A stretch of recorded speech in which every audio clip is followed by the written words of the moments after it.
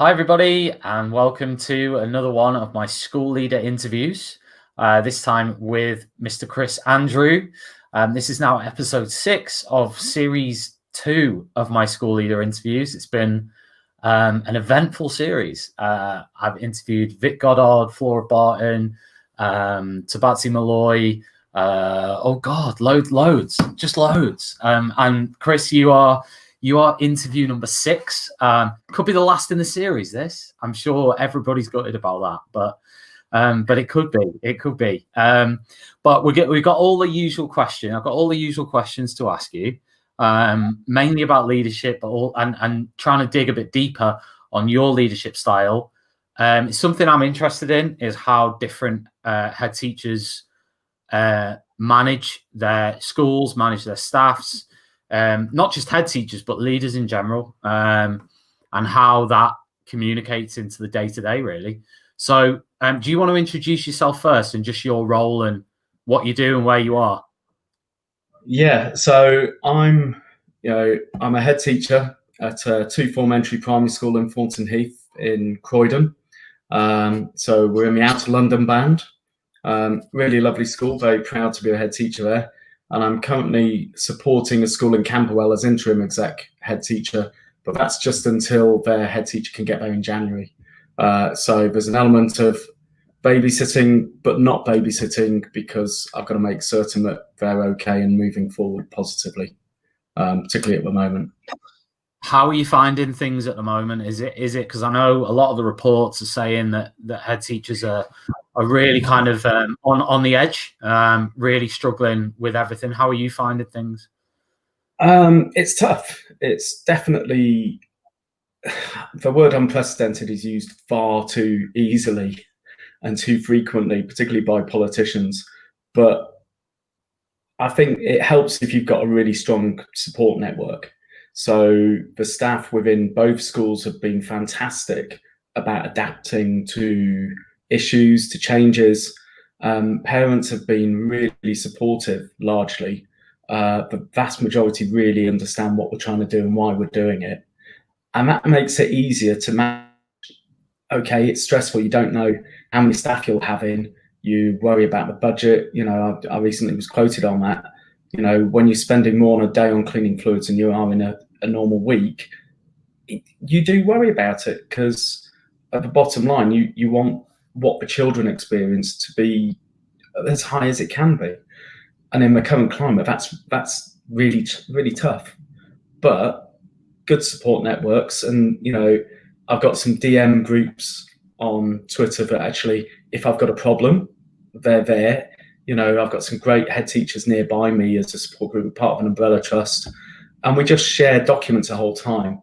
We share letters, we share so much information about what our experiences are, if the HSE have dropped in on us, if Ofsted have dropped in, and we just share experiences, so it's no longer a scary thing. So stressful, but it's what the job is. Yeah, I suppose it's what you sign up for, isn't it? Yeah. On the bottom line, yeah. I have my usual questions here, so I'm gonna fire through them. The first ones are quite quick fire. What's the first thing you grab in the morning? I asked my daughters what she thought I'd say this morning, and initially I thought she said my teeth, but actually she said my cup of tea. And she's not wrong. That's the second thing I grab. The first thing I grab are my glasses, because I'm blind as a bat. And it's, making it down the stairs could be interesting without the glasses on. Fantastic. What do you think it is that people notice about you? I try to be cheerful most of the time. I can be grumpy like everyone else, but I do try to be cheerful and positive. And I hope they notice that I'm kind, but I don't know. All I can do is act the way I am and hope that I'm doing the right thing. What does being kind mean to you? What does it mean? What does it translate to? It's a difficult one, because I bang on about it at school all the time, and I kind of quote the Dalai Lama to the kids that he says, be kind whenever it's possible. And then he follows up with saying, it's always possible. So it's about making choices. It's about making the right choices for people and for yourself. So you can choose to say the kind thing, the gentle thing, or you can choose to be cruel unnecessarily. Sometimes you need to be honest, and honesty can be kind, because you might not want to hear what you need to hear. You might not want to hear it, but it might be what you need. But again, that's always subjective, because that's coming from my point of view. But I suppose it's trying to be helpful, trying to look after other people, put them first, and actually be honest with people, because I think that leads to integrity and trust. And you can't be a leader without trust. It just doesn't work. And you do have to earn it, and you do have to, and it's very easily lost. Whether you're a parent, whether you're a teacher in a class, or whether you're a leader, that principle remains true, I think. So yeah, the kids hang on about it a lot now at the school. Yeah, brilliant answer. What is your biggest weakness or fatal flaw? Details and optimism. So two things. I'd say I love seeing the big picture. I love having an idea and just thinking we can make this happen. And I don't always look at details. I don't always look at the flaws in the plan, because I'm really optimistic. Last Ofsted inspector we had described me as relentlessly optimistic. And I think whilst it's a strength, it's also a flaw, because I need a team around me who will go, look, Chris, just hold up there. Have you thought about? And then I'll go, no, but we can do it anyway. Let's make it work. Let's make a plan. And they generally come with me, as long as it's not a completely stupid idea. But I think it is a bit of a flaw. Do you know what's interesting? Victoria Carr, I don't know if you've seen that interview. She said exactly the same thing that you've just said. For her weakness and strength was exactly what you said. So that's interesting. She said the team will kind of pull her back down and say, listen, we need to do this, or is it possible, and so on, and the logistics of it and all that. That's it. And the impact on other people. Yeah. If you ask them to do more work, somebody's got to give. So I've got to decide what's worth giving up in order to make stuff happen. And I need people to point out sometimes, because I get a bit carried away with a bright idea. What's your I mean, you said that's your biggest strength, and you've almost said it's your biggest strength and fatal flaw. Would you agree with that? Is this relentless optimism? Yeah. What's the one personality trait you simply don't have time for? I've really dithered over this, because I'm split between rudeness and selfishness. People are always wanting, well, what's in it for me? Well, what's in it for everyone else?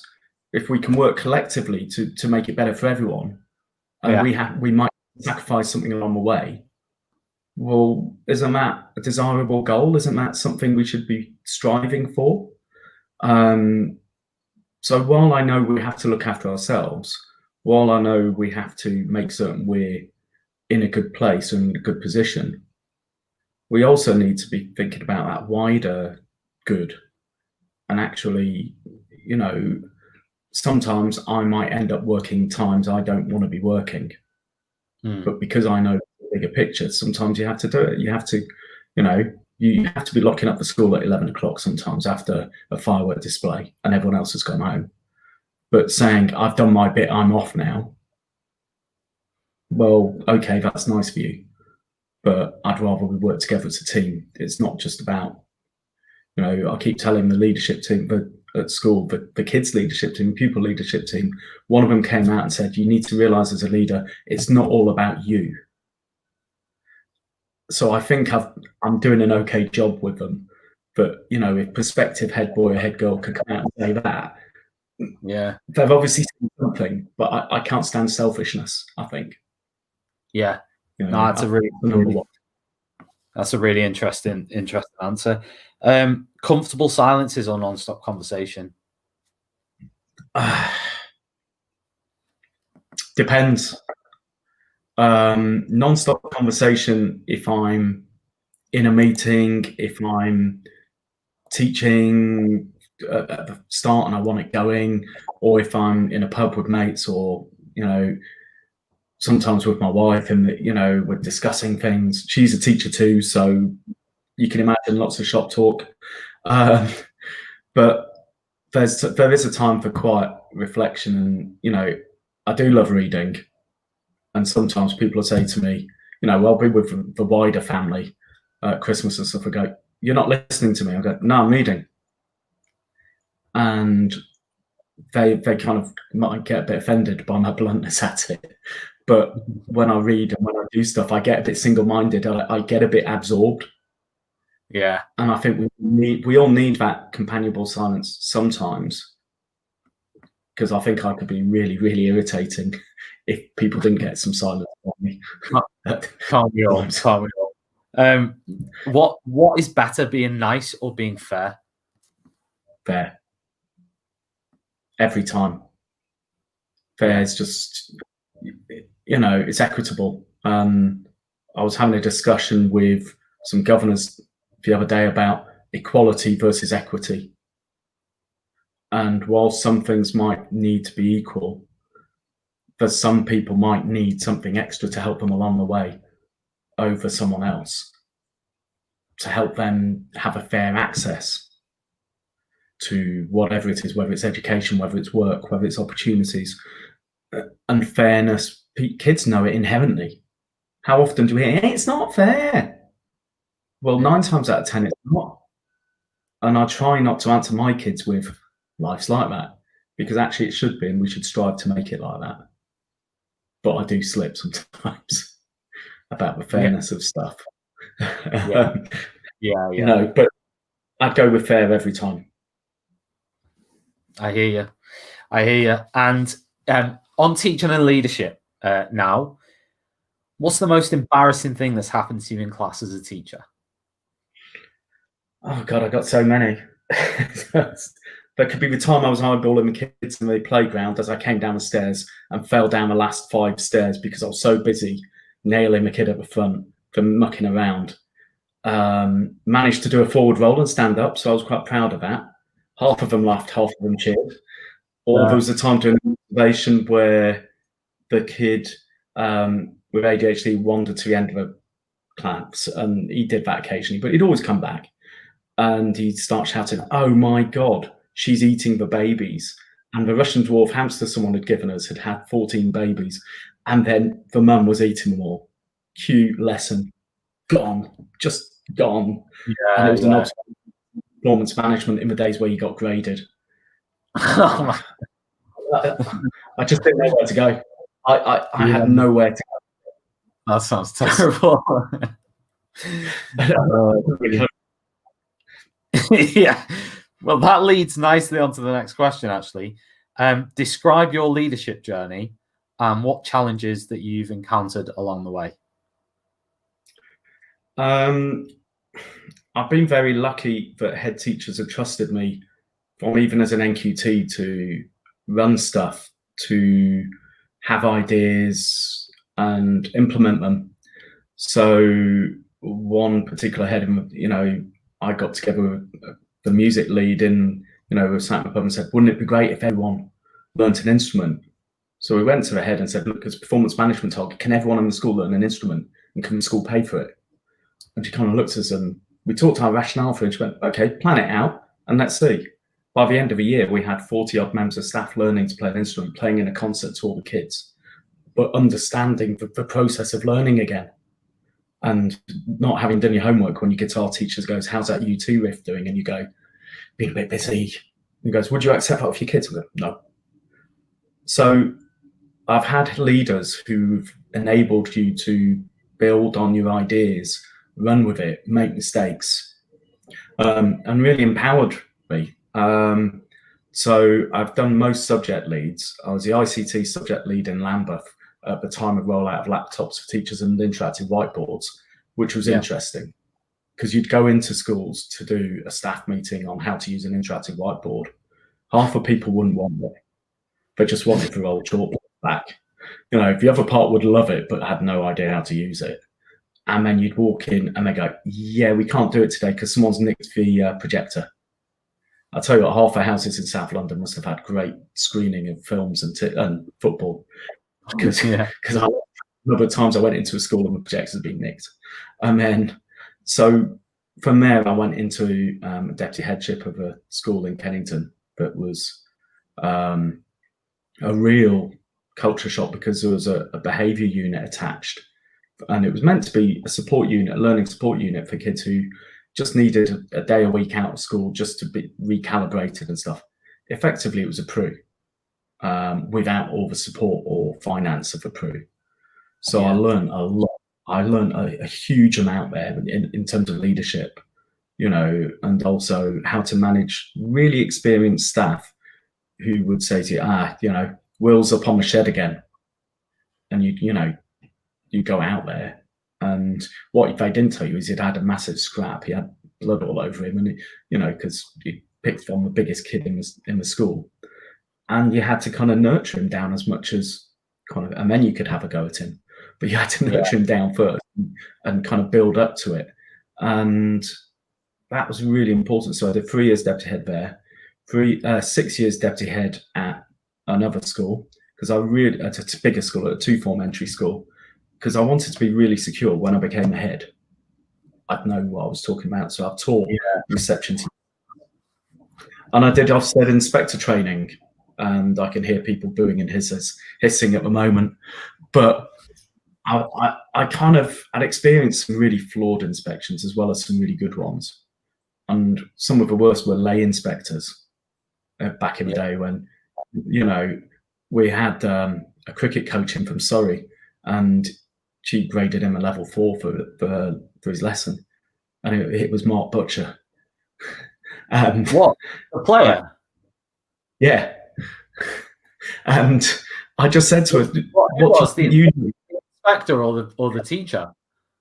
Well, the lay inspector graded him a grade 4, and I went back and went, a 4.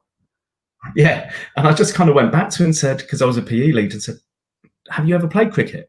No. Have you ever coached cricket? No. You ever watched cricket? No. So why was it so poor?" She goes, "I don't really feel the pace of lesson. They weren't really learning a lot quickly." And I went, "Well, he was teaching them, you know, cover drives and fielding drills." You know. Yeah, it was good stuff. Yeah, you know, and actually he was brilliant with them. He was absolutely brilliant with them. And strangely, she'd go, and I said, "You do realise there's England opener?" Oh. And at that point, I was thinking, we've got to be better than this. So I signed up to do the inspection thing. And that was really interesting because I got to be nosy in loads of schools. And I really enjoyed it when you went into a school that had a really rough ride and you could turn around to them and say, "You know what, you've done a great job." And you can give the LAs a grief as well. You know, this school's been RI, so what have you done to help them? Well, we've done 32 monitoring visits. No. What have you done to help them? Oh, we've done 32 monitoring visits. Yeah, you told me that. What have you actually done to help this school? Because at the moment, I'm seeing the head and the staff have worked really hard. Yeah. And then you can say the school is good or outstanding. So that was the best part of it.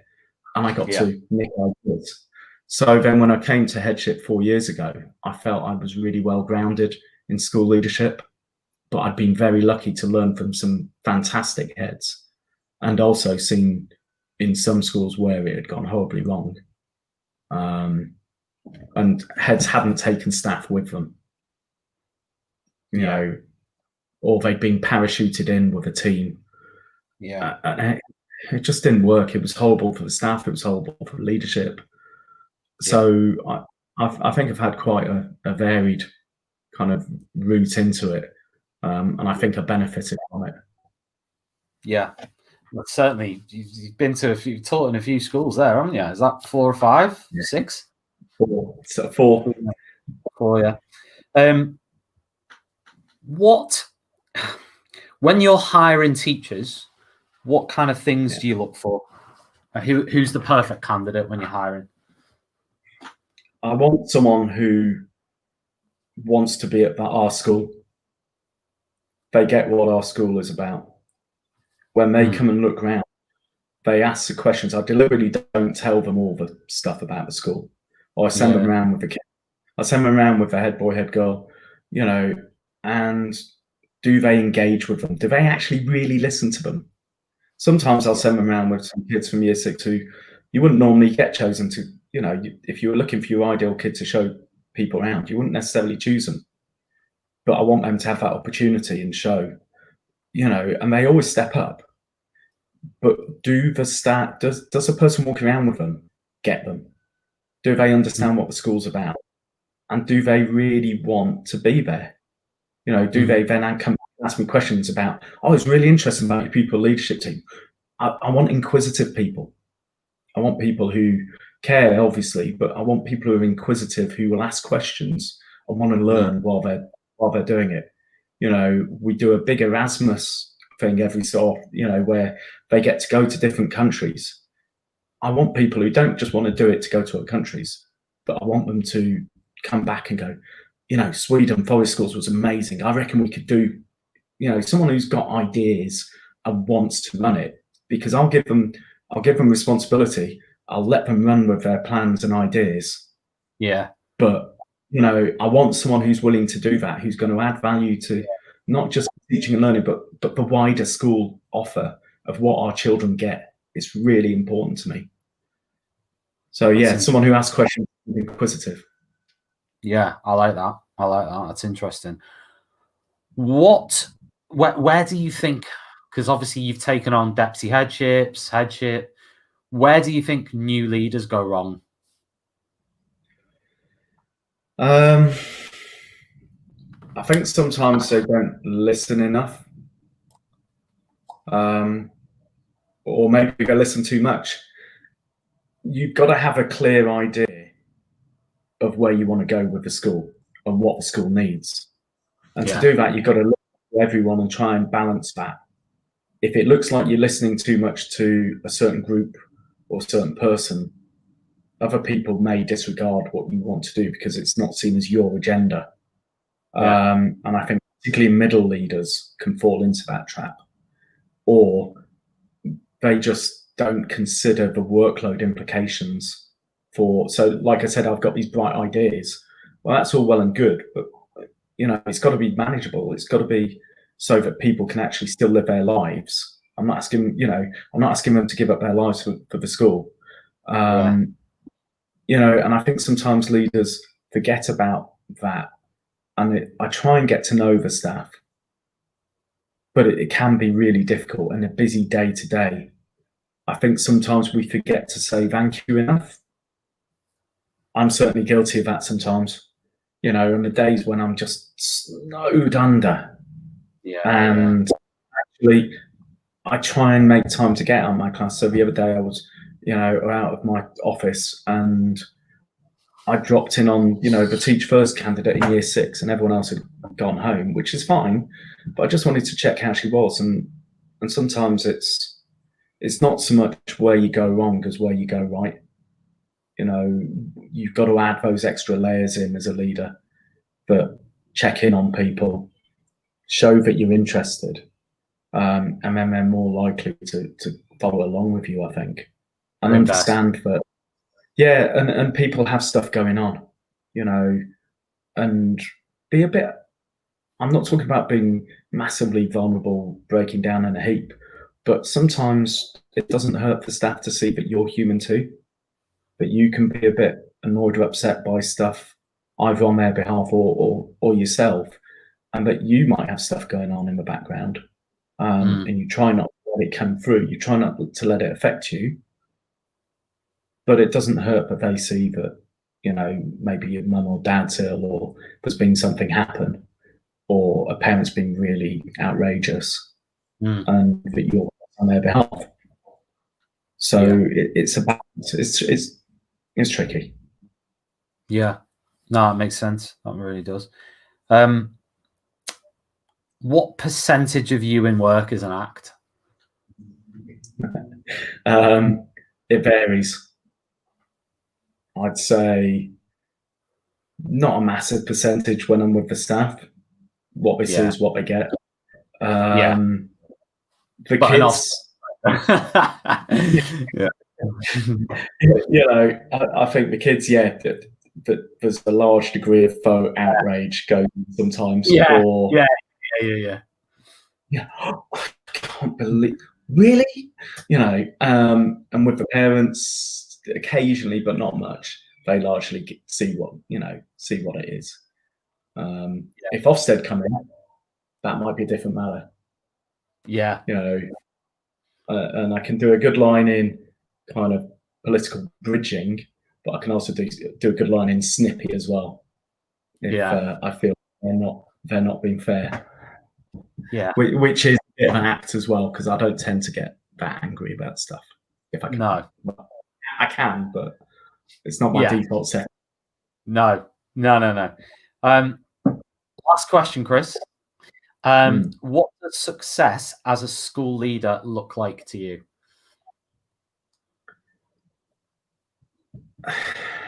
It's two or three key things. One is making certain that the staff have the capacity, the tools, and the resources to do the job.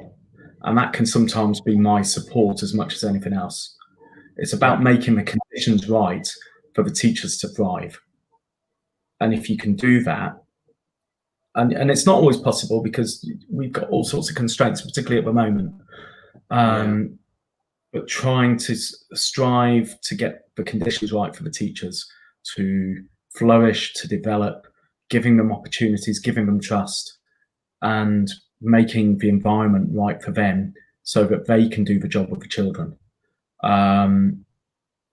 If I get that right for the staff, hopefully that translates into fantastic outcomes for the children, great opportunities, and children who are leaving to go to secondary school really well equipped, really well rounded and ready to go.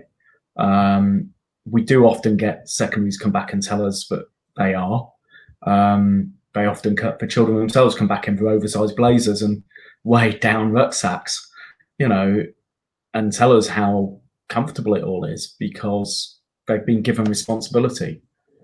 So it's knowing that your children are happy and safe in school and are getting fantastic opportunities to learn. And finally, it's about making certain everyone gets paid. Because, at the moment, keeping the cash roll going is a tough gig. So you've got to be part businessman as well. So we do things like we have a licensed bar on site. We have fundraised for a coach so that kids can go on trips without having to be charged too much. For primary school, it's pretty big. We do loads of lettings. So success is also about having the cash to do what you need to do for those, for your staff and your children and your school community, really. That's it. Small things. There temporarily, but I was going to add in there and being able to buy the cleaning equipment and the PPE. Yes. Is cool. Blue Roll is ridiculously expensive now. I should have bought shares back in March. Yeah. Chris, thanks so much. It's been an absolute pleasure talking to you. And thanks for, we followed each other for quite a while on Twitter. So thanks for engaging. Thanks for taking up the time just to do this interview. It's much appreciated and really enjoyed it. No, it's really good speaking with you. Thanks for inviting me on. Certainly when I look at the other people you've had on, there's some very high profile and fantastic head teachers on there. So I'm really pleased to be in there. Including you. So thank you very much. And I will send out a link to the YouTube. This is streamed on YouTube, so it'll be on YouTube anyway. And also on Periscope. I hope you've enjoyed the interview, everybody watching, and I will see you again soon. Cheers, everyone. Thanks so much, Tom. Bye.